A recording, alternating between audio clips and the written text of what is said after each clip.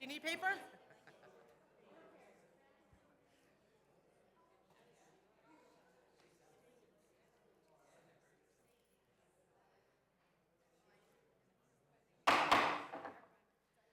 Good evening, everyone, and welcome to the school board meeting for Wednesday, June 11th, at 6 p.m.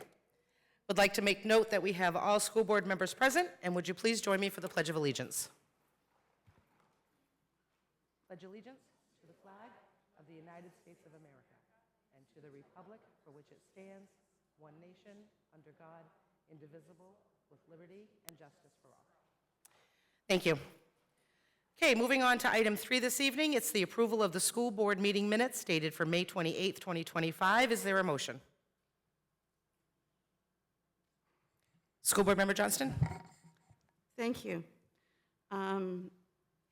I move that we approve the school board meeting minutes dated May 28th, 2025 with an amendment to reflect Okay, we will do the amendment after. Okay, Yep, sure. we need to get the second for the motion, and then we'll Okay. bring in the amendment. Thank you.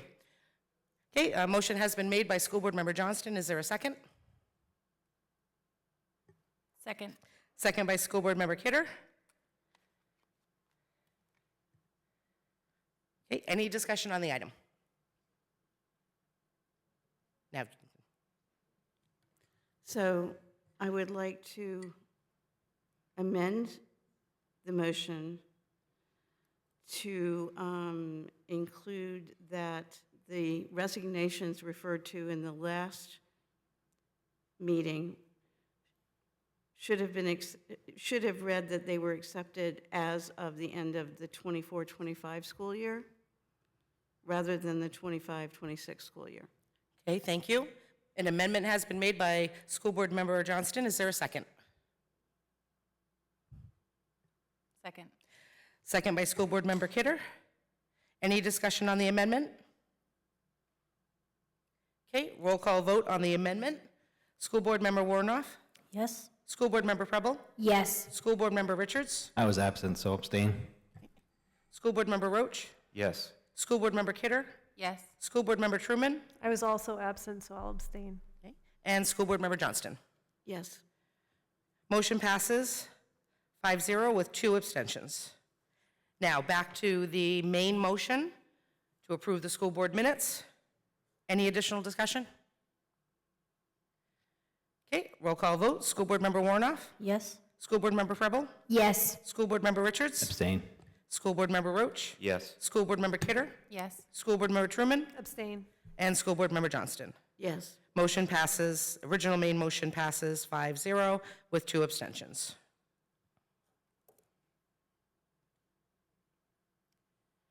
Okay, moving on to item number 4, there are no adjustments to the agenda this evening. Item number 5, there are no correspondence. Now takes us to item 6, and that is public session.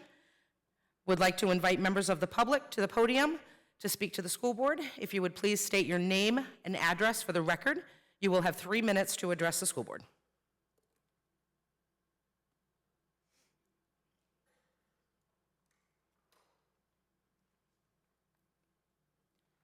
Good evening. My name is Anne Marie Ramsey. I live at 41 Tall Pines Drive in Saco, Maine. I would just like to extend our thanks to Superintendent Ray and to the school board members for their continued efforts and progress in the instructional support negotiations.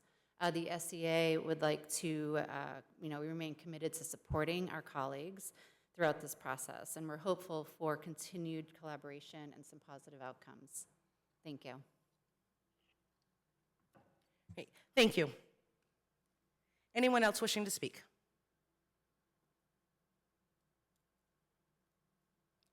Okay, not seeing anyone seeking any recognition.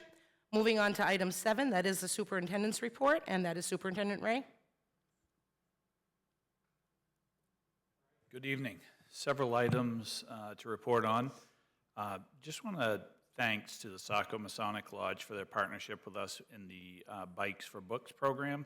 The program encourages literacy by awarding 20 brand new bicycles to students who read age-appropriate books. Winners will pick up their new bikes at the Saco Bike Rotary on the 14th, and helmets will be provided as well. So that's always a unique program and exciting. I want to thank the families who joined us for Beyond the Buzzwords, a forum on bullying, behavior, and belonging at Saco Middle School last month. For families who are unable to attend, we have included a slideshow and a brief 4-question survey in the superintendent's newsletter. We encourage families to take a moment to share their feedback by the 15th. As we head into the summer, I wanted to highlight some of the free summer nutrition programs. Many of our students face hunger when they lose access to school meals. So we want to say thank you to Sue, and with the work with the USDA, free meals are available in designated sites for children under 18 in the city. Youthful Maine will continue to support families with free food distributions throughout the summer. And then last day of school, tomorrow. That's a good thing. 8th grade promotion tomorrow night at 6 p.m. at Thornton Academy, followed by a dance at 7:30 at SMS. Aid for Saco Kids Ask Foundation is holding its annual mini golf fundraiser on the 13th from 12 to 7 at Schooners, along with a limited scramble tournament from 5 to 7. Hope you'll consider bringing your family. All funds raised are outside the school budget and support Aid for Saco Kids. And then a couple of things is the other night we did have a site walk, and a few people were able to attend. If you didn't get a chance to make it and you want to get out to the site, reach out to us, because it's, I think that once you're on site, you recognize the size of buildings and the infrastructure that's going to be put in there. It's pretty remarkable. And then finally, yesterday also, we had our budget validation vote, and we were very happy that 77% of the public supported the school budget that we put forward. Considering some of the challenges that other communities, those numbers are starting to close. You feel pretty good when you have 77% of the vote. And then just a big thank you to all of our staff, teachers, ed techs, principals, bus drivers. As we come to the close of the year, thank you for another great year of incredible work.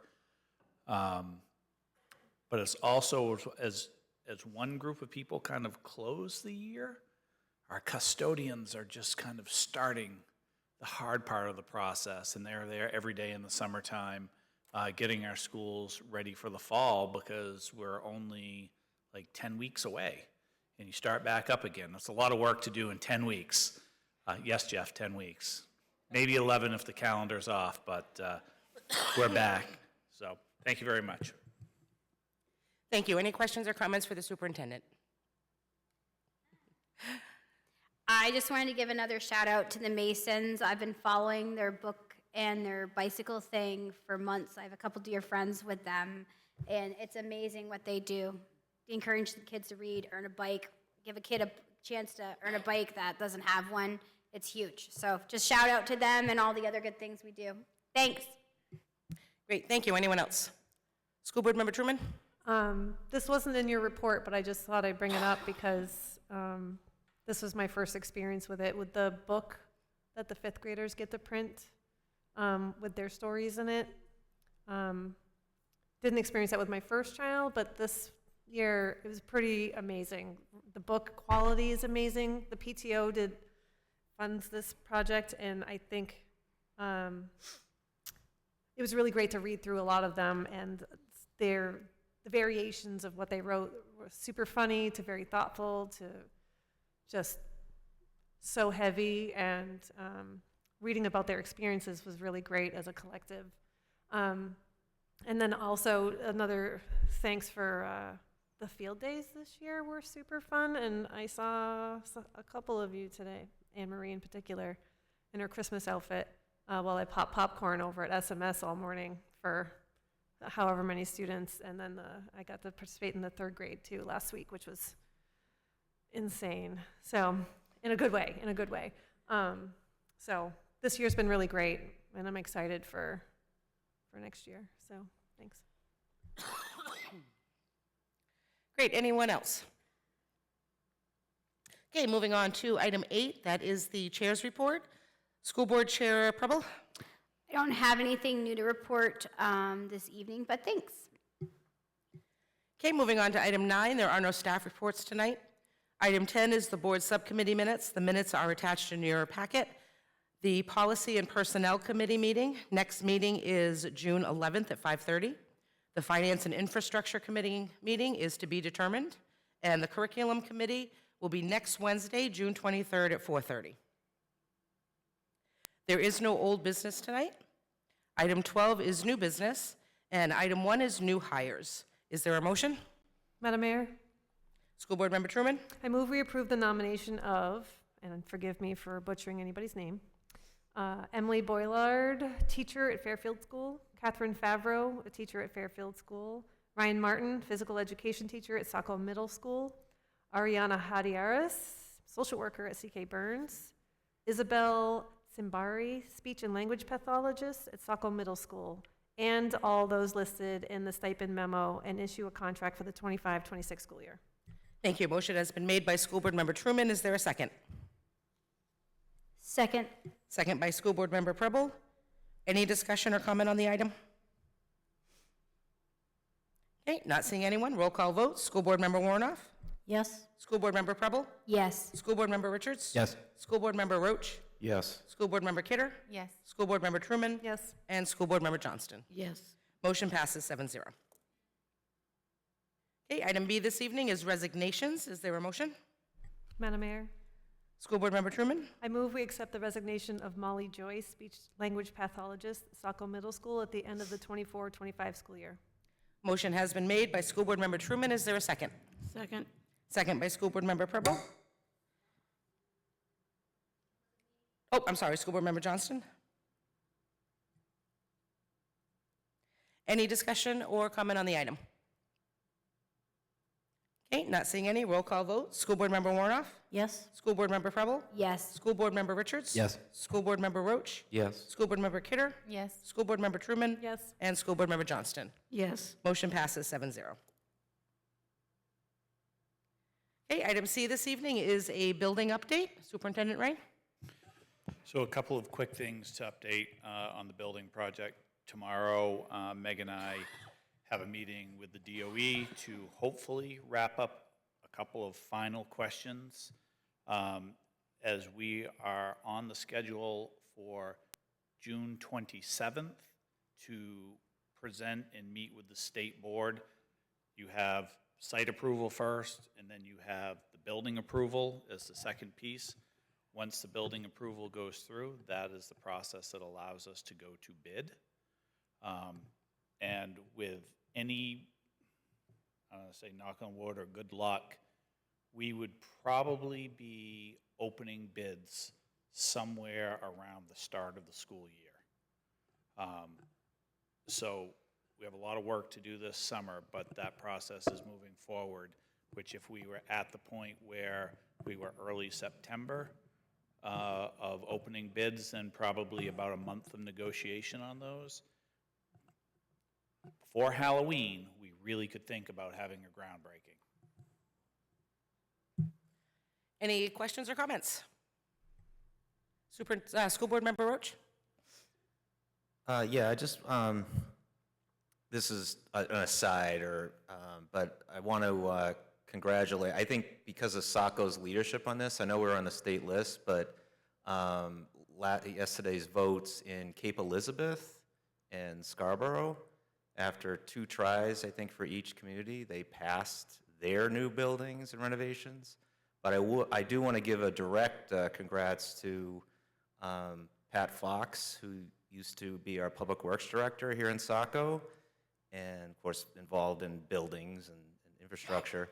He became the town manager at Cape Elizabeth, and I do believe that his experience here and watching what we went through, I think I'm going to credit him to make a big difference there. So, so Saco leads and other communities, I think, follow. Thanks. Kevin, just one other piece on the building project. As you think about a real really important thing that every one of us can do right now that's in the room is to reach out to Senator Collins around the budget bill that they're working on.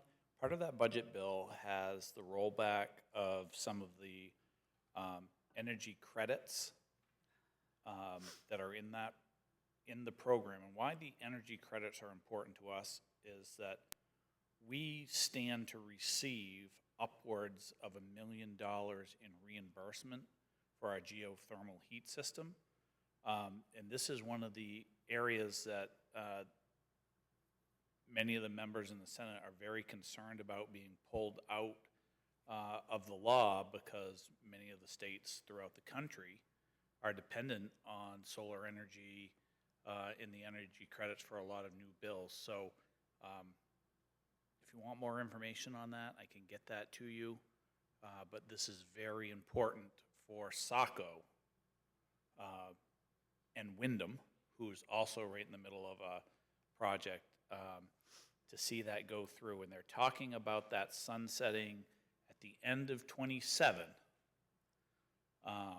is in the bill now, and we're hoping that gets at least extended, well, forever, but until '32, because we want to take full advantage of these credits, because in our case, $1 million could be on the low side, and it could be upwards of much more than that. That comes in a direct reimbursement to the school department. Okay, thank you. Any other questions or comments? School Board Member Truman? I just wanted to comment on the site walk the other day, which was very exciting for a multitude of reasons. One being the traversing of the tractor treads in there were really fun. We all went for a nice ride through but not only that, we also saw moose tracks, which was really exciting.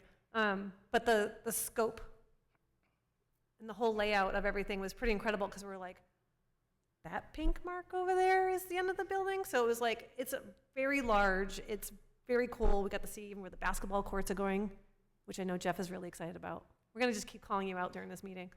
I'm really excited. It was a really cool walk to walk through there, because last time I went through was in this winter time when there was knee-deep snow and the trees were still there. So to see it all cleared out and getting ready with everything marked out was pretty fun. So with the pictures helped too, to visualize what I was looking at. So that was fun. And I think for our administrators that once they saw where the four corners of the buildings were, the fact that they realized that 15,000 steps was going to be an easy goal to You guys have are gonna get every single day. You're gonna get all your steps in.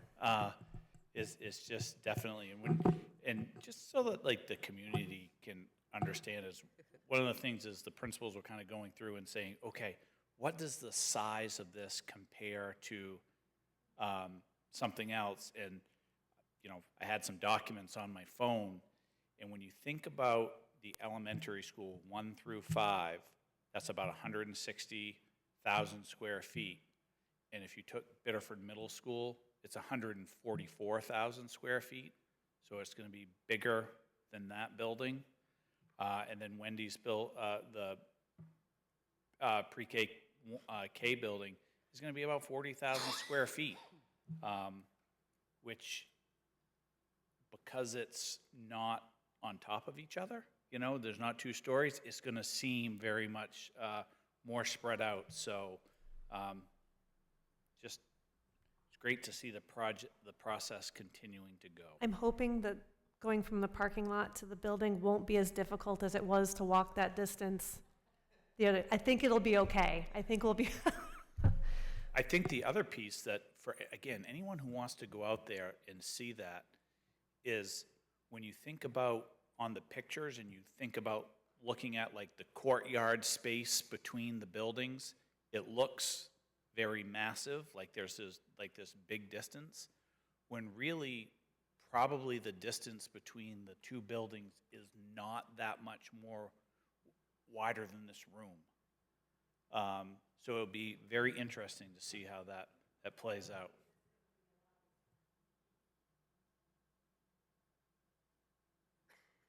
School Board Member Roach?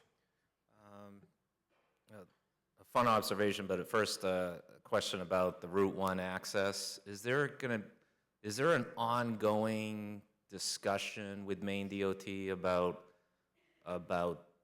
what they will do maybe longer term with Route 1, maybe in time for 2027, 8?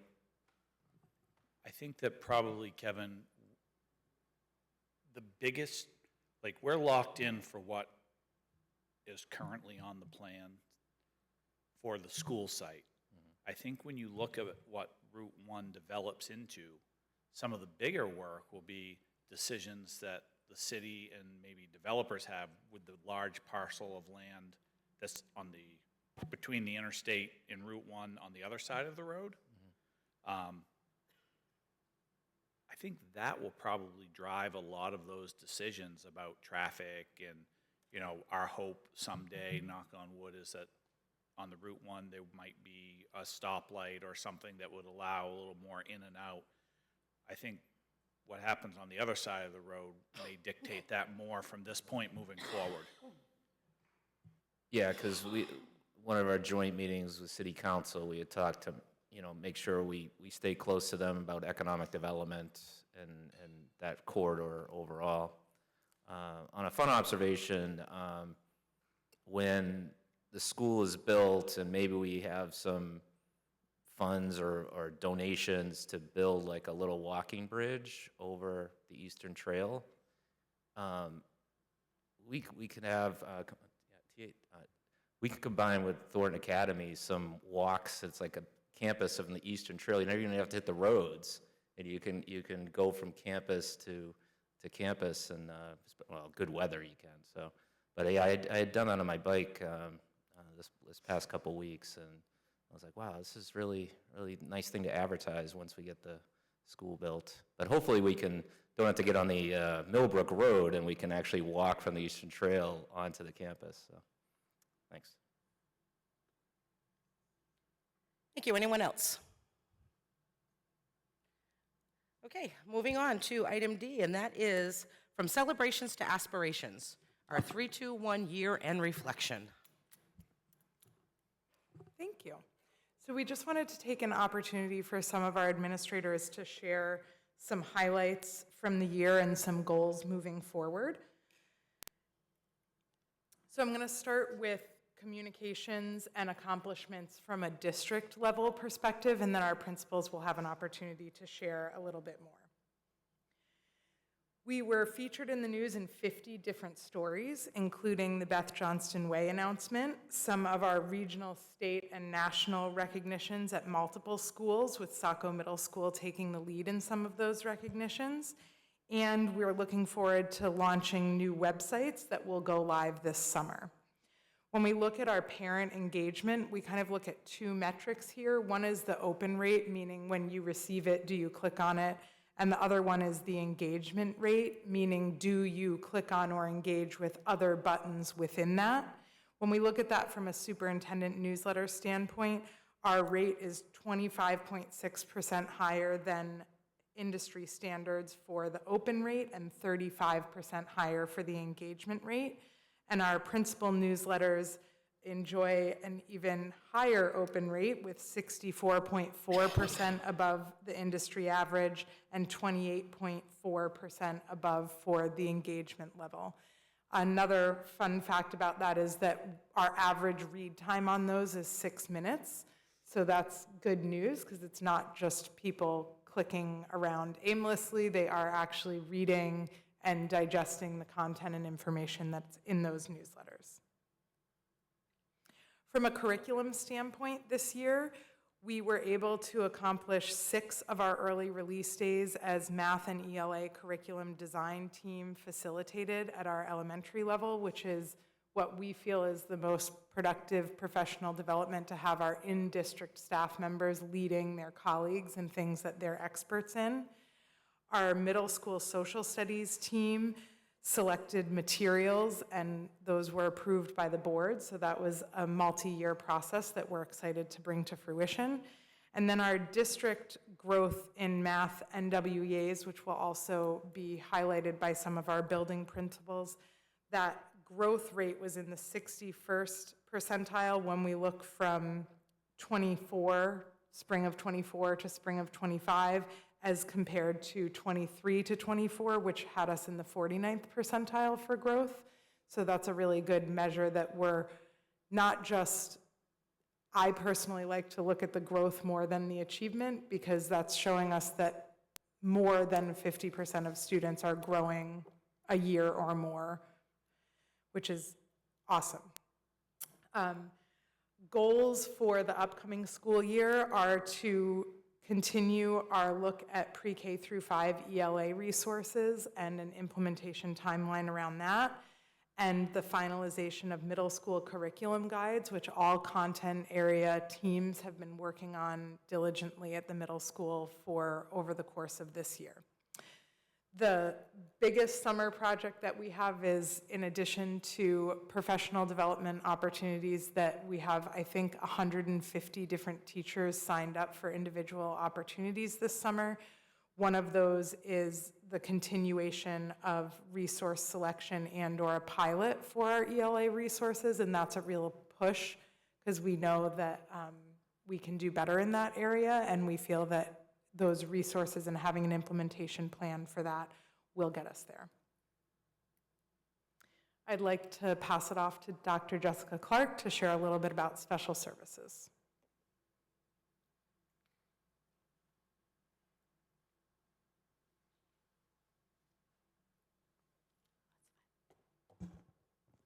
Hi.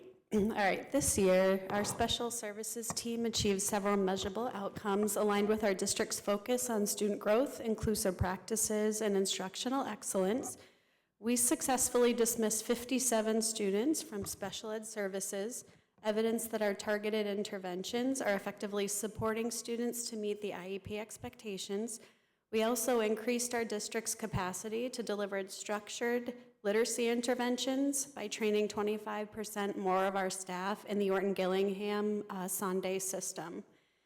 This has been instrumental in helping to design foundational reading needs, or programming for foundational reading needs.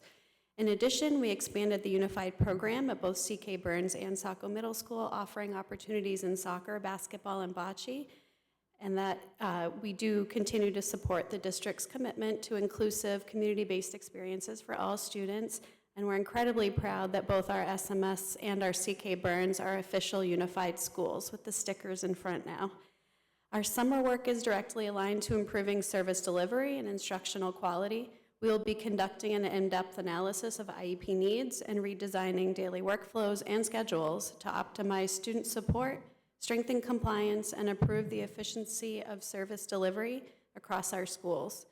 We are also increasing staff access to professional development, something that Dr. Kimball shared last time we were here together, ensuring that educators have the tools and training needed to meet the diverse and evolving needs of our learners. And finally, we have 2 focus goals to support district priorities. First, we'll continue to streamline our IEP and 504 workflows to continue to enhance compliance, strengthen case management systems, and improve team communications, resulting in more consistent and timely support for students and families.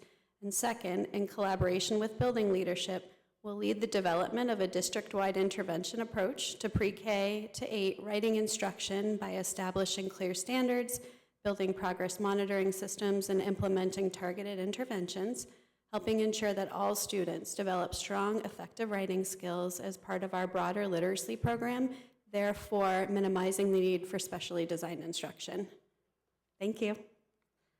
I believe I pass it off next to Saco Pre-K.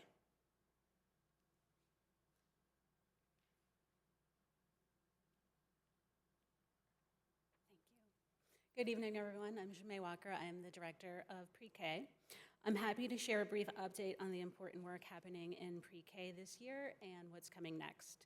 To begin, we have a few celebrations worth highlighting. Our Pre-K team participated in the AIM Literacy Module of Practice project. This is a professional learning experience focused on high-impact strategies for early literacy. This helped strengthen our instructional practices and deepen our understanding of how to support young readers from the very start. We also launched a school-wide implementation of Eureka Squared Math. Our team has done an excellent job adapting this program for our pre-K learners, and we're already seeing meaningful engagement and strong foundational math thinking. And excitingly, well over 80% of our students met expectations for uppercase letter identification this year. That progress reflects the daily intentional work of our teachers and the strong literacy foundation being built in every classroom. Looking ahead, we've identified 2 key goals for the coming year. First, we're planning to use Linkit for pre-K assessments. We'll be working to ensure that all pre-K teachers gain comfort and familiarity with the platform for progress monitoring. And this will also benefit our kindergarten teachers who will have access to the student data as children transition into K, helping them plan and differentiate from the very beginning of the school year. Second, we plan to introduce a pre-K handwriting program. This will support fine motor development and more closely align our students with kindergarten handwriting expectations, helping to smooth that academic transition even further. Finally, our summer project focuses on the Rising Stars from Me program. This is a state-required quality rating system that supports and encourages early care and education programs across Maine to continuously improve the quality of care they provide. While we currently meet the minimum standards, I believe that many of our current practices already reflect a higher level of quality. By pulling together and uploading the required documentation to demonstrate this, we have the opportunity to increase our Rising Stars level, which could also lead to increased grant funding that supports our pre-K program. It's a meaningful investment of time that can yield long-term benefits for both our students and staff. I'm proud of everything our pre-K team has accomplished this year, and I'm excited about the direction we're heading. Thanks for listening to me tonight, and I believe I am turning it over to Wendy at Fairfield.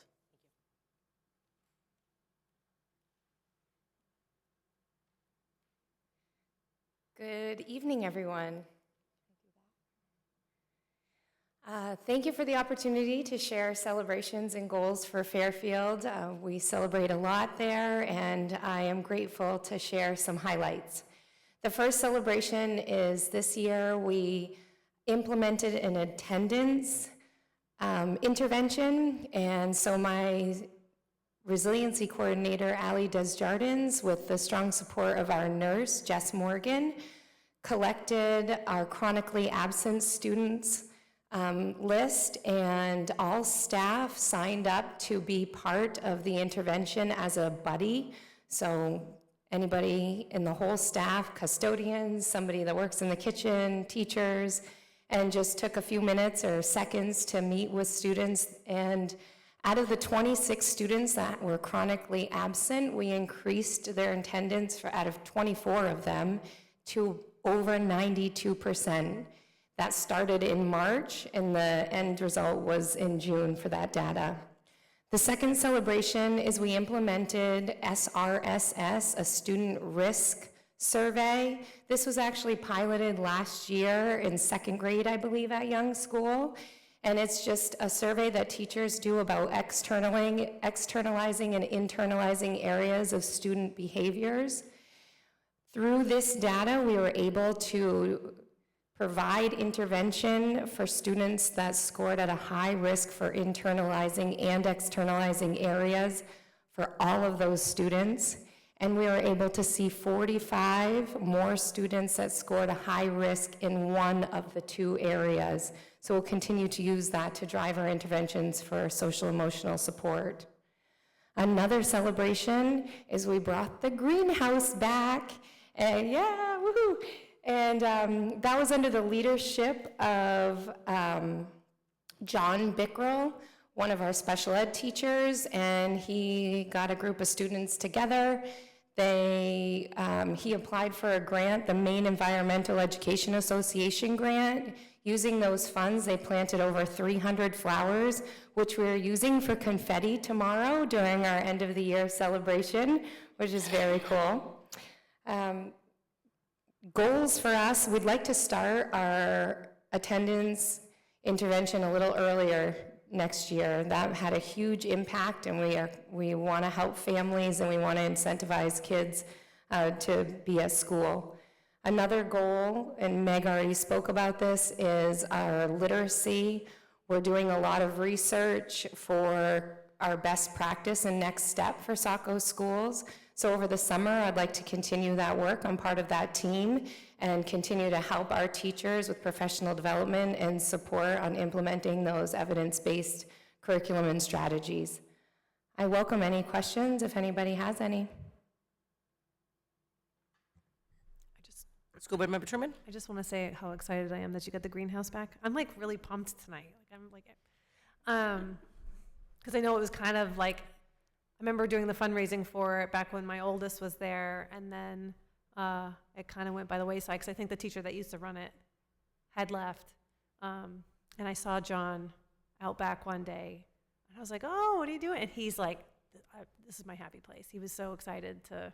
He is owning that place He is right now. owning it. He Yes. definitely was. So I'm excited to hear that you guys are doing confetti with all the flowers that everybody. It looked busy in there. Yes. Yeah, yes. I'm excited. That's great. We'll expand next year. His goal is to add some vegetables.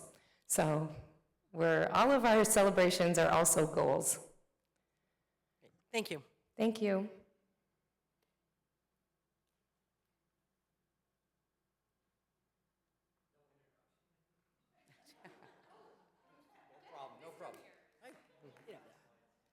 All right, hey, everybody. Just some things to celebrate. 70% of our students scored in the 41st percentile in math, which we still have work to do, but we're getting there. We're starting to feel more comfortable with Eureka Squared, and we'll tie in some goals with the literacy side. But math, I think we're really heading that right direction. Not quite there, but we're getting there. But we're continuing to get better. I'm really proud of our community partnerships we have. You have, some of them listed here: Animal Refuge League, Gorham Bike and Ski, Saco Parks and Rec, Saco PD, Saco Eagles, and you can read down the list. And we're going to expand that too, where our whole school morning meetings, we're going to start bringing in the community a little bit more, and actually meeting with the team leaders on the 24th and 25th of June, and really looking at thinking outward a little bit. I think we need to get our kids to start thinking about other people besides themselves. And so I'd love to kind of get our second graders maybe stepping out a little bit and maybe, going to, the center. I'm trying to think what it is. Just around the corner for older people. Seniority program? Yeah, the seniority program right there, and maybe go down the street and sing to them, or just kind of hang out with them, or we go around the corner and just connect whatever community people want us to, and then actually we serve them. We may do some stuff on campus, but we're looking to do a little bit more that's not just about us or just about our kids, but about serving others. Another thing I like to celebrate is just our tardies. Really, we're tough in the beginning of the year because of traffic, and then really started to improve. But then in the winter hit, it went down the tubes again, and it was like everybody was late. I was averaging 23 a day, or like 7 or 8% of our school population, and I sent a letter out, and then overnight it went down from 23 to 9 on average over the next few weeks, and it really improved dramatically. And that just kind of ties into what, whenever we reach out to families, they respond. It could be like we need food for families, we need clothing, we have people bringing beds and furniture. If you look down our hallway, in our bus hallway, we have beds and furniture, for people that were homeless and now are finding places. We're actually supplying stuff with them. So whenever we reach out to the families, they respond. So thank you to the many families that help out. Some goals we have, we want to continue providing clear guidelines for Tier 2 and Tier 3 behavior support plans. We've improved dramatically at this as a celebration as well, but we still have work to do with Jeremy Allen coming on as our behavior RTI person. I think he's going to help us get there to where we need to get to. And kind of tied in with the district goal around the science of reading and just helping staff understand the shifts from previous practices. And that kind of ties in just to where our literacy goals are. I mean, we're looking to improve that. Summer project, I want to spruce up the yard. If you ever come to Young School, nobody knows where the front entrance is. Like if you go to Young School, people show up at every door and they never show up at the right one. So I'd like to have better signage. I'm gonna ask the PTO for some help along this. And then where our storage trailer was, I'd like to improve that area a little bit around the sheds. I may paint the sheds myself because it's kind of making me crazy, and maybe plant some flowers around the sheds and just make the outside of Young nicer. We have 3 years left. Let's make it as nice as we can. So any questions? Yeah. As one of those parents who, in the wintertime, suddenly was very late every single day, and I'm really sorry, if there was an option, because Charlie hates putting on his snow pants for morning recess, if there was an inside morning option, that might help with that winter. We'd be willing to do that. tardiness. We can, because I'm assuming there'd be some people on duty that'd rather be inside too, to Yeah, be honest with you. So, probably. yeah, I think just we could work putting that him out. on and taking him off is such a I hassle. For agree. I agree. No, I totally get that. Thank you. Any other questions? School Board Member Roach? Maybe not just for, well, for all schools, but especially for Young and Saco Middle School, for the tardiness and traffic and everything. So we got the highway project going, similar to the letter you had sent out. Maybe we should try to push more parents to the bus, especially for the fall, you know, that season, just because it's just going to be worse. And you still got the Route 1 Elm Street from Biddeford too, which Yeah, we get about 100 cars dropping off every day and about 70 that pick up every day. Yeah. That's about the average. Okay. But it's a lot better than it was during COVID. So, Right. so yeah, I agree. It'd be better if we had more, kids riding the bus. Okay. This be a question, Jody, Kevin, anyone here that has the information. Do we know when the exits will open? I know at one point someone had talked about this summer, spring, because As of right now, the anticipation is November. so Hopefully just a little, but that it will be at the end of their construction season, it will be completed. because Meg and I were having this conversation the other day, is that we know what the studies say, but I think that it's important for us to understand that families, so we're going to start school with the current situation, have something change, which could then change bus routes to be either longer or significantly quicker. And so for us, it probably makes almost like two different starts to the school year around busing. And just, we were hopeful back when it was talking about the spring, we were like saying, oh, please open before school ended so that we could see the impact. But I do think that that's something we're going to have to plan for the fall, is that we'll have our one set of bus routes, and then I suspect that is going to change a lot for us transportation-wise once that opens, yet we don't know exactly what that change will bring for timing. School Board Member Roach? Would it be a big hassle if everything gets completed in November, see how that goes, and then during the school break for New Year, you can maybe reset the buses then? Is that too much of a hassle halfway through the year? I don't think that so there could be several different approaches to this. So when you think about, let's just assume that it makes everything quicker, right? Let's just take that approach. One of the things that we would then think about, which we wouldn't be able to address immediately, is that maybe in another year, as you look at your start times and how we move through the city, that might have an impact. You may have a quicker speed from going from Young School back to the middle school because there's not so much traffic there. I mean, if you think about middle school traffic now, buses that are going to the middle school on the way in are backed up past Young School and waiting for a bit. And so if that becomes a very smooth flow of traffic, that will change something. And then if we see runs that are, let's say, much quicker, we may then think about how do we decrease some of our longer runs by rerouting some things. And so I think that I wouldn't want to commit and say, yeah, you can do all of that in a week and a half time around a holiday, but I think it would be something that we would continue to pick away at throughout the school year. I always tend to, again, when you think about anyone who lives towards the shore, or if you think about the routes that are way inland, those tend to be our longest runs. And so if we can pick up some time, especially coming from the shore area, this way. I think that we would continue to look at our rerouting and how we would do things to help improve, because nothing's positive about being on a bus for 45-plus minutes. And we just want to try to condense that time as much as we can. But it will be interesting. I just don't know what to expect.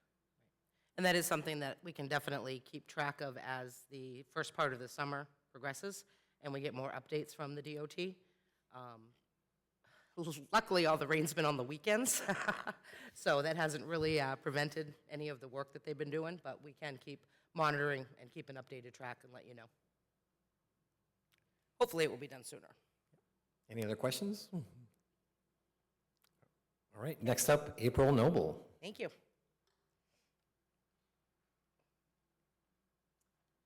Good evening, everyone. It's exciting to come up and talk about the school year and think forward to what's to come.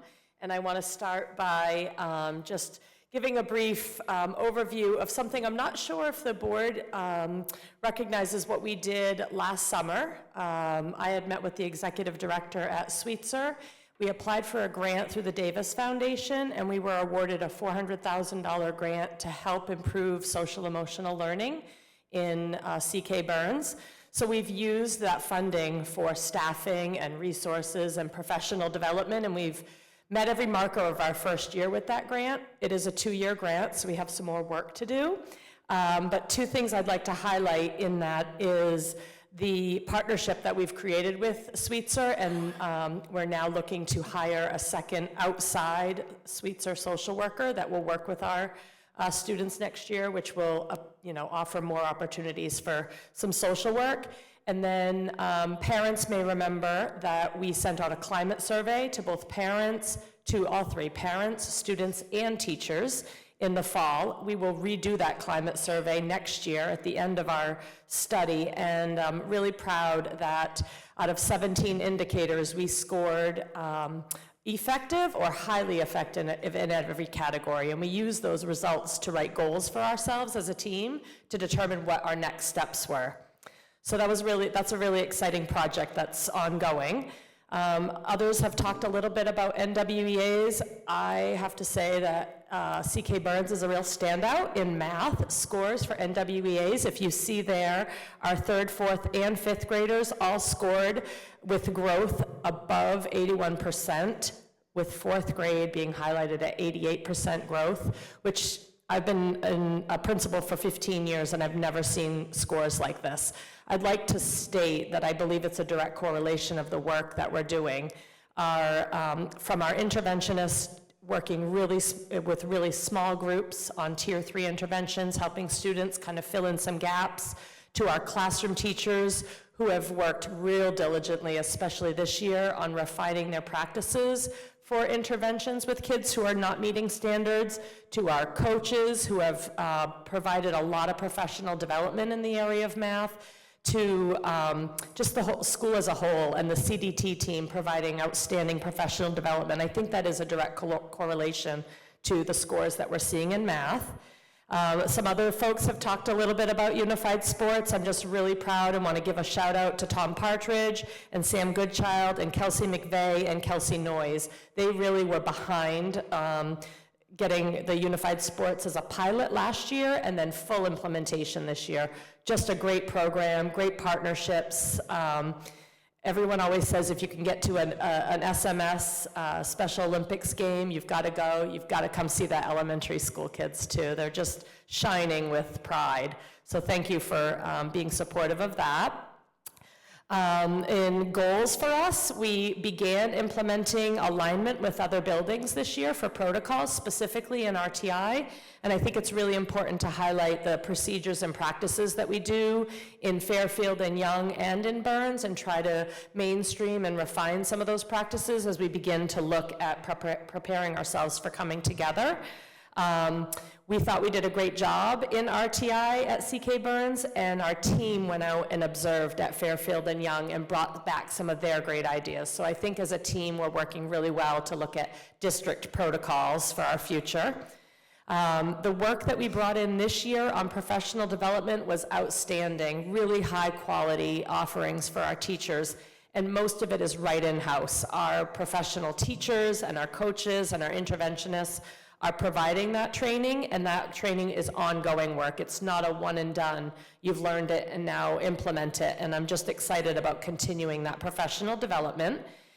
And to highlight one of the summer projects we're doing is working on part of that grant. Our social emotional learning team is coming together. We have established a time in our daily schedule next year in every classroom that's going to be called Classroom Connection Time. That's how we're going to start our day. Very similar to what Marie Susie has talked about with the BAR initiative and the I time. And some classrooms have that in a morning meeting now, but we're implementing it in every classroom. And some teachers are going to need some guidance on what that looks like and what is best practice for how to come together for building that culture in that classroom. And so that social emotional learning team will work together this summer using the resources that we were able to purchase with the grant funds and putting together some resource packets and instructional guides. And we'll be providing professional development to our teachers in our opening days. So looking forward to all the exciting things that are to come. Happy to answer any questions that you have. Great, thank you. Any, School Board Member Roach? You mentioned the climate survey, and you teased us with a link here, but don't have access. The two links aren't accessible? Yeah, Okay. neither one, but. I'll make sure that those are live, but that will give you a better overview of what the grant actually is and all the assignments, so I'll double check those links. Okay, thanks. Thank you. Thank you. Anyone else? Are you presenting for Marie? All right, for All Saco right, Middle School. Thank you. Thanks. So Principal Susie unfortunately couldn't be here tonight. She has a family member who's at a stepping up ceremony for 8th grade, and so she is attending that and asked that I share some of the highlights, goals, and summer project. So one celebration is the expansion of academic learning environments, including an alternative ed program that is now up and running, the project-based 7th, 8th combo team, having a 2-person team that allows students to kind of have a smaller atmosphere rather than a 4-person team, our ESOL team, and expanded response to intervention programs, ESOL being English for speakers of other languages, and having that program expand this year. The implementation of BAR, which Principal Susie shared in a little bit more depth, including those I-time activities that were implemented in all advisories as a way to both build student skills and build opportunities for students to connect with one another and with staff members. In NWEA, the 8th grade math shined at Saco Middle with a score in the 68th percentile for growth. Goals moving forward will be to continue the implementation of BAR and expand the number of staff that are fully trained, and then restructuring the enrichment block to provide personalized interventions for students in the 25th to 40th percentile, and looking at not just utilizing our interventionists for those interventions, but utilizing staff members that have expertise in math, reading, or other intervention areas that can support student goals in kind of those areas where we might be able to catch kids before they're far enough behind to qualify for more intensive services. And the summer project, we have a student, community, and staff surveys and focus groups that were conducted with the help of a consultant, reviewing all of that information and kind of summarizing it up to tee up for goal setting for staff in the fall and kind of framing a vision and a mission for Saco Middle School moving forward. We've had such a wonderful opportunity to do some of that work at our elementary level and looking at the new buildings, and utilized our time and energy on the facilities and upgrades in that way at Saco Middle. So we're really excited to be able to do some of that visioning work and goal setting at Saco Middle School as well. And I'm happy to answer questions about any of the previous slides or about Saco Middle. Great, thank you, Meg. Any questions or comments? School Board Member Truman? Forgive me if I'm not remembering correctly, but was there an issue with the BAR funding? Am I remembering this correctly? You are. Okay. So we had, what was included in the grant was a 3-year commitment from the state of Maine to train and provide resources. Luckily, we just completed our first year, so we took advantage when it was available of kind of the most important onboarding. We're looking to our Title II funds and to local funds to continue to expand that training. And we do have like kind of the physical resources and the internally phase 1 trained staff that can help continue that. So we're not stopping that work. We don't have the same support from the state or the same financial resource from the state to make it happen in that way. Right, okay, that's kind of what I was going, because I was going to ask that question until I was going to ask a different question until I saw that they're still continuing it in this slide. Because I think it sounded like a fantastic program when we first were introduced to it, and to get a hands-on with students and getting to the root of any problems ahead of time. And so I'm glad to know that you guys are still working with that program. Yeah. And doing the best you can with the limited resources that Right. you were left with, so. Yeah, so as an example, one of the things that we were supposed to be provided is like I can't remember if it's monthly or every other month coaching session with like a bar expert. We're probably not going to do that because the cost of that is pretty high, but we do feel like it's important to make sure that all staff is trained, so we need to figure out where we can find that money to provide that professional development. So it's just about kind of picking and choosing what we think are going to be the most high-yield portions of that, and then holding back on the ones that we don't feel are as cost-effective for the outcome. Okay, anyone else? School Board Member Roach? Not to put you on the prior presentation about BAR itself, but in terms of just the historical team setup that SMS has had, how is that done for you guys, and is there anything on team setups that would, say, significantly change in the fall? I would say that BAR is less about how you should structure your team and more about how you should structure your team's procedures to address students holistically. So it doesn't dictate how many people you should have on a team or what teams should or shouldn't be teaching in terms of contents or subjects or how to merge or split those subject areas. What it does do is say, when your team meets, here are the steps that you should go through to talk about your shared students.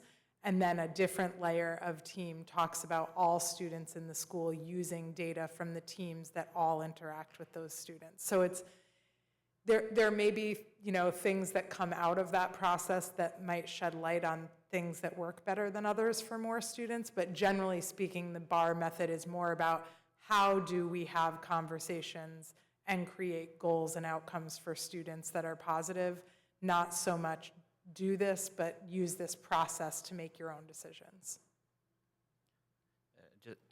Totally separate subject. I forgot to bring it up when we were talking about the buses, but I'll use this spot.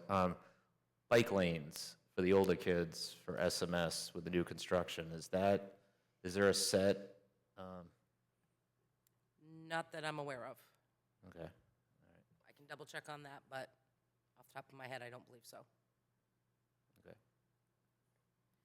School Board Member Kidder?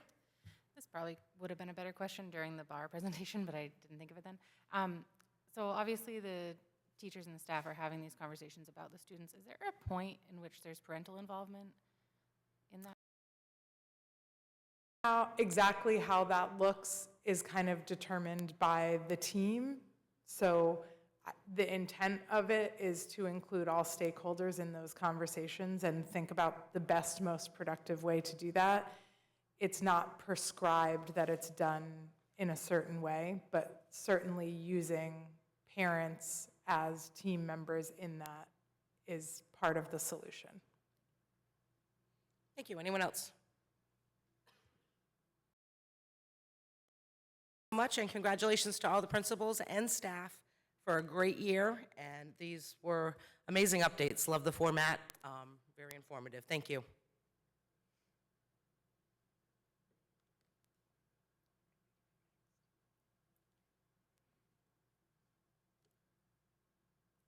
Okay, that now takes us to item E, and that is an ESSA public notice.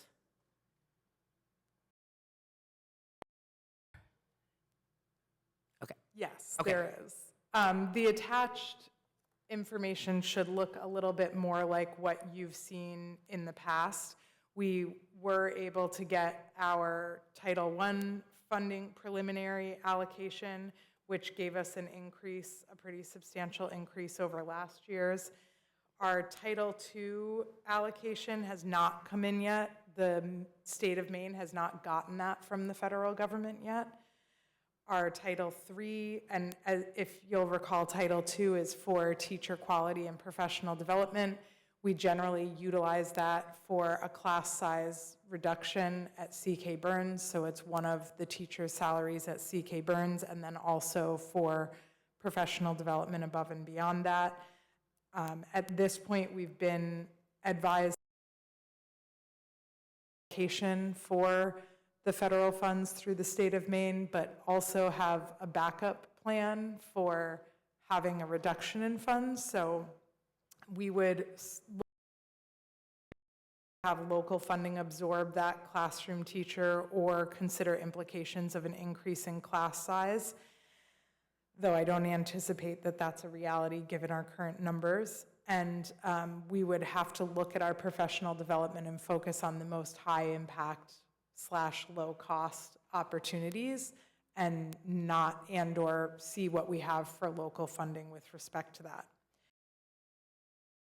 So don't have any numbers yet. Those funds are used for ESOL multilingual students and can be used for a variety of different supports in that area.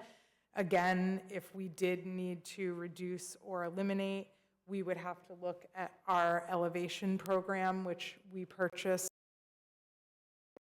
is incredibly helpful to our ESOL staff, but it is also something that can be done more manually and without the digital platform.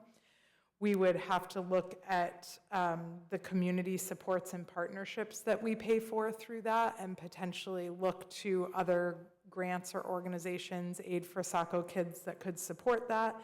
And of course, prioritize any resources that have direct impacts to students and to instruction, and try to kind of second tier those that might be more staff or external oriented. Our Title IV fund preliminary allocation did come in, actually, between the first writing of this memo and a revision that we did Monday. And our preliminary allocation there is just over $2,000 of last year's. Title IV gets split between 3 different areas: well-rounded educational programming, safe and healthy student programming, and effective use of technology. And in the past, we've used those to purchase technology related to robotics for CK Burns, provide our fully funded outdoor learning overnight for our 7th graders to the ecology school, and other kind of shorter term initiatives that we fund through that. The reduction elimination plan, hopefully if preliminary, close to preliminary, we won't have to consider those reduction or elimination pieces there. Our overall shows right now a decrease of $120,400, but that's only because I'm not counting anything that hasn't been allocated to us yet.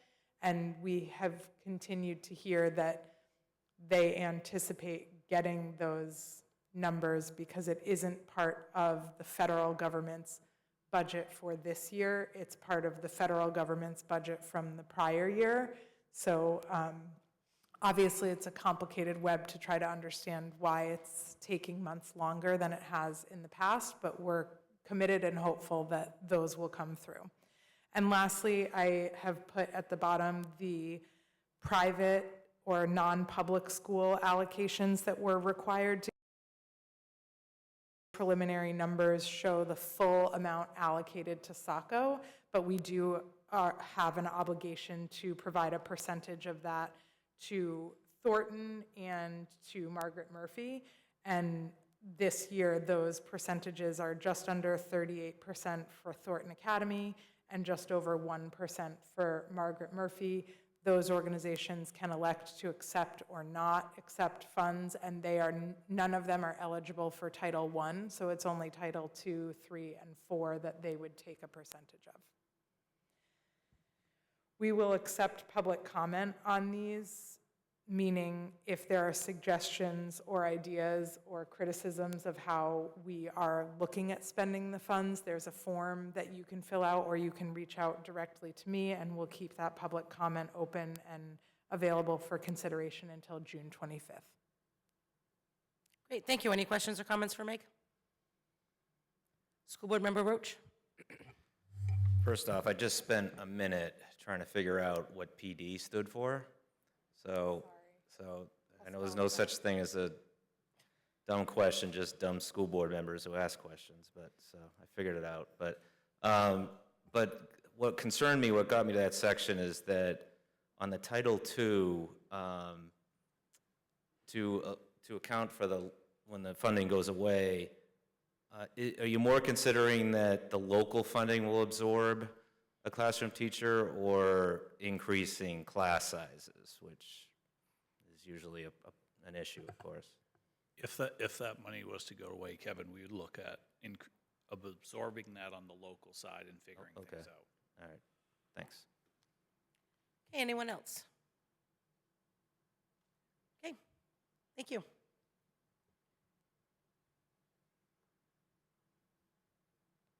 Okay, moving on to item F, that is the strategic plan. Okay, me again.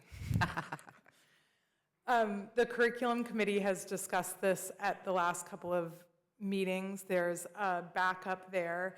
We are tasked with keeping a strategic plan up to date. We've been very enmeshed in the building project and the planning and work that goes around that. So we are definitely due for a strategic plan update. Really, the key components of that are engaging multiple stakeholders, from community members that don't have students in school, to parents, to students, to staff members, to administrators, and just kind of getting where we are as a district, where we want to go as a district, and creating a 5-year plan to kind of outline that. Some of the work that the curriculum committee has been doing is looking at strategic plans and kind of thinking with the end in mind, not so much of what we want the individual pieces to be, but what kind of product are we trying to create so that we are sure to be collecting the right information when we reach out for that kind of feedback that we're building to kind of a known entity. Some of the timeline highlights is that we'll be looking to put together a strategic planning committee over the summer and in the early fall, with the intent to collect stakeholder feedback starting sometime in September through November.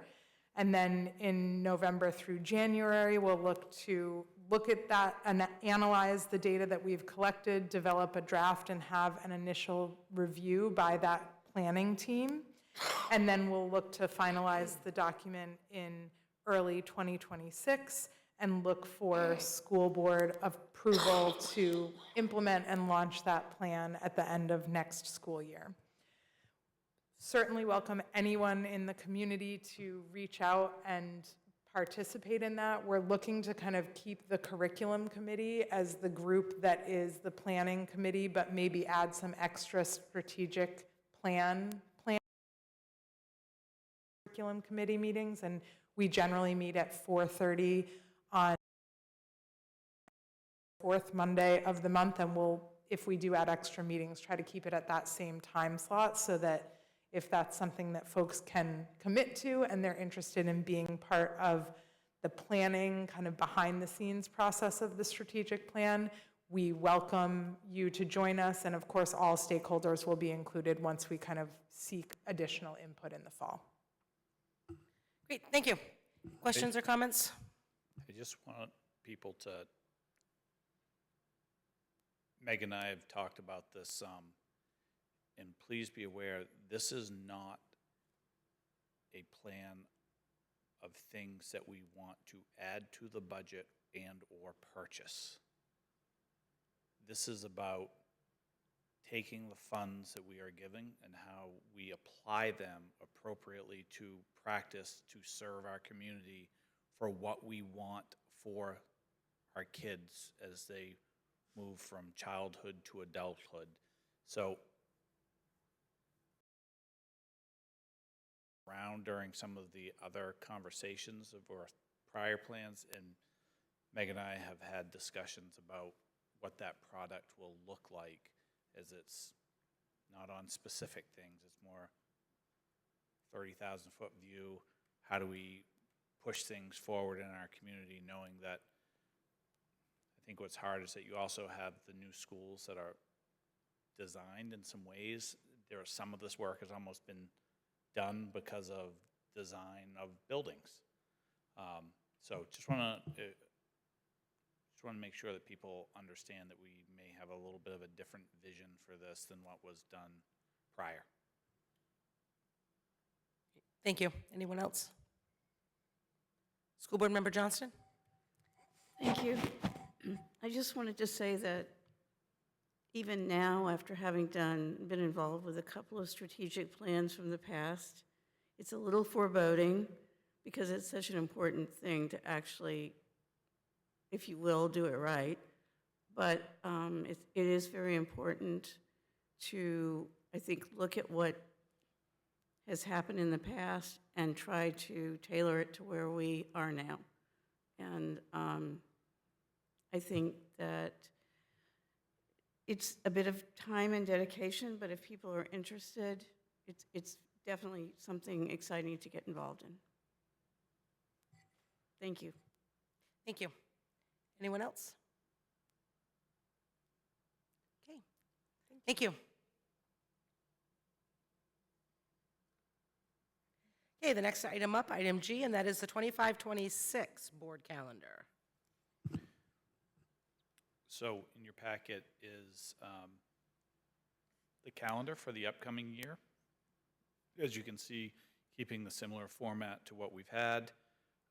Also added that curriculum committee date on there.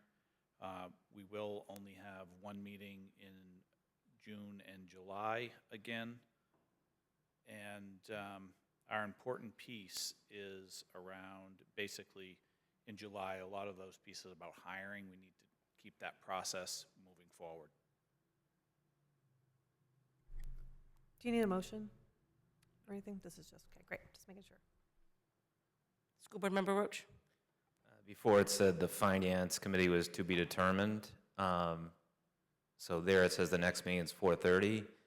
I just recommend that, year close is 6:30, and I wouldn't mind, I know some negotiations are going on right now. I wouldn't mind, at the 9th meeting.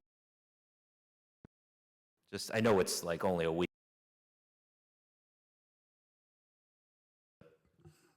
I would Peek at that. My recommendation would be we can schedule a separate one Okay. later that month, because the 9th won't give you enough information, because It's too soon, yeah. you'll still have another round of bills coming in. Yeah. And so we can schedule something later in the month. As, private sector hat, I'm like, all right, let's see what they are right away, but yeah. I think we're going to be pretty pleased. Okay.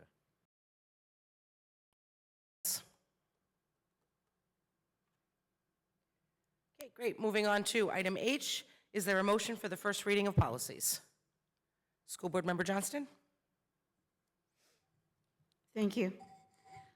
I move we approve the first reading of policies JLCB, immunization of students, KBF, parent involvement in the Title I policy, KBF-E1, Title I parent involvement policy, KF, community use of school facilities, KI-E, agreement for classroom observations.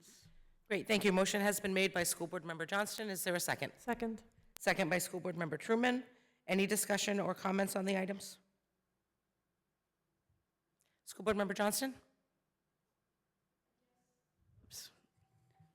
I just wanted to point out that KBF which is parent involvement in the Title I policy, and KBF-E1, Title I parent involvement policy. Sounds like it's repetitive, but it actually is not. I might be wrong in trying to simplify it this way in case board members want to understand, but I think that the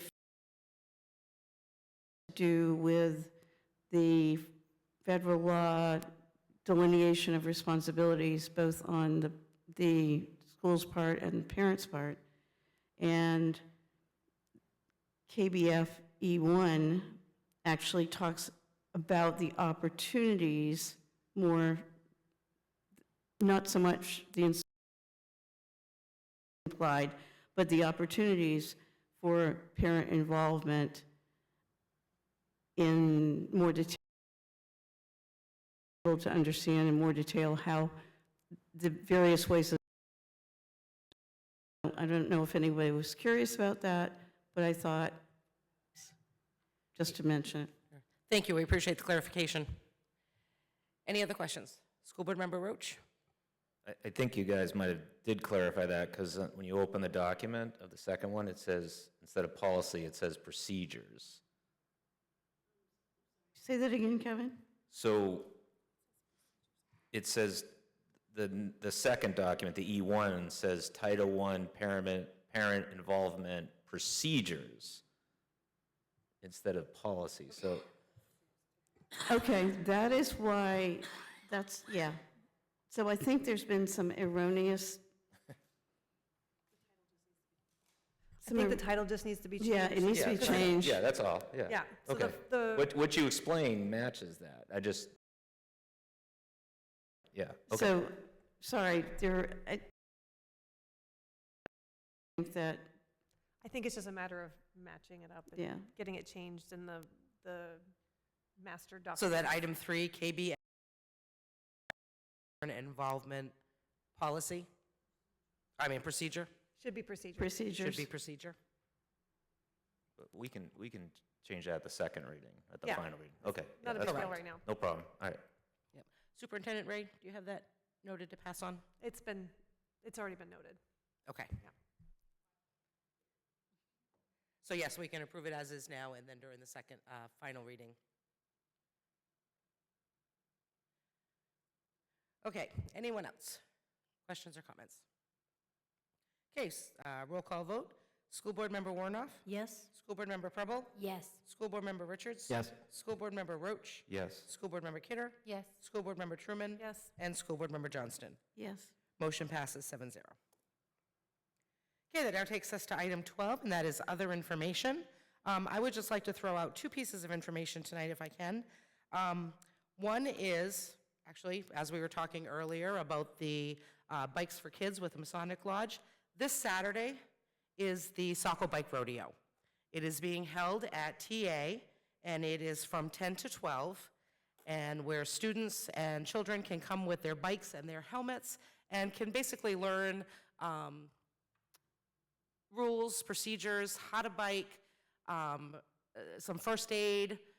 It's just a great event. We have been doing it for a few years now. It is sponsored by our Bike and Ped pedestrian committee, so hopefully everybody can make that out. What were the hours on that again? Sorry. 10 to 12. Okay, and- Rain or shine?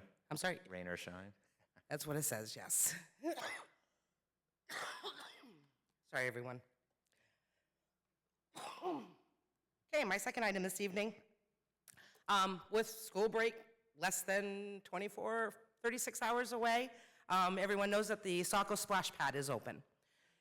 With that, we have laid down grass seed. So there is a fence that is going around the perimeter of the splash pad. We have put up some benches and tables for people to sit and still enjoy their time, but we do ask that everybody kind of respect the fencing so that we can get some fresh green grass grown and have a real comfortable place for everybody to sit and relax later in the summer. All right, thank you. Anyone else? School Board Member Kidder? Just about the splash pad, I've seen just online a few questions about whether or not it will be open during the summer camp hours. Yes, it is open all day. The rec will be using it as well. They will have scheduled times that they will have the rec kids over there. But even if they're there, it is still open. So it is going to be a collaborative effort with everybody there. And so, yeah, I mean, the hours are the hours, and it, I believe, 7 p.m. And again, just to remind everybody, it is a 20-minute run, so if you get there and the water's not on, just press the button, and it will go. So, yes, we're hoping everybody will be able to work together, and when the rec kids are there, just respect and on both sides. Thank you. So you're saying we use it? We can use it too. Absolutely, all ages. That's one of the advantages, is we're really hoping that some of our senior residents have a nice, comfortable place to go to, just to be able to cool down as well and be able to interact with the kids. And Jeff will be the first one down there.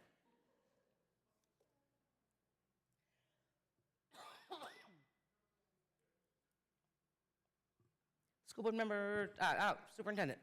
So on the July 9th meeting, I will not be here. I'll be in DC at the annual meeting for lobbying. I know that's a summer night. Meg will be in the chair. I hope that I don't get reports that you're out of here in 20 minutes because she'd like to spend a little bit more time sitting here. So she's looking forward to a good 1.5, 2-hour meeting that night. So just make sure, Kevin, that you have plenty of questions that night for her, because, you know. Meg, don't worry, I'm traditionally known for my quick meetings. That's a 5 o'clock meeting. We're out at 5:10. So. Exactly. Don't worry, I'll make sure I'm watching in from like iPad or something. And we're heading to the splash pad, because it will be 90. There will be no splash pad meeting that night. I was want gonna to go to that We're one. having a splash pad meeting. We're just going to cancel it here and go there. All right, anyone else? Okay, moving on to item 13, there is no executive session. And item 14 is adjournment. Is there a motion to adjourn? So moved. Second. Motion made by School Board Member Truman, second by School Board Member Preble. Roll call vote, School Board Member Warnoff, Yes. School Board Member Preble, Yes. School Board Member Richards, Yes. School Board Member Roach, Crazy in the sunlight? Yes, indeed. School Board Member Kidder, Yes. School Board Member Truman, Yes. and School Board Member Johnston. Yes. Motion to adjourn at 8:22 passes 7-0. Thank you, everyone, and I do apologize. Thank you for putting up with my coughing this evening.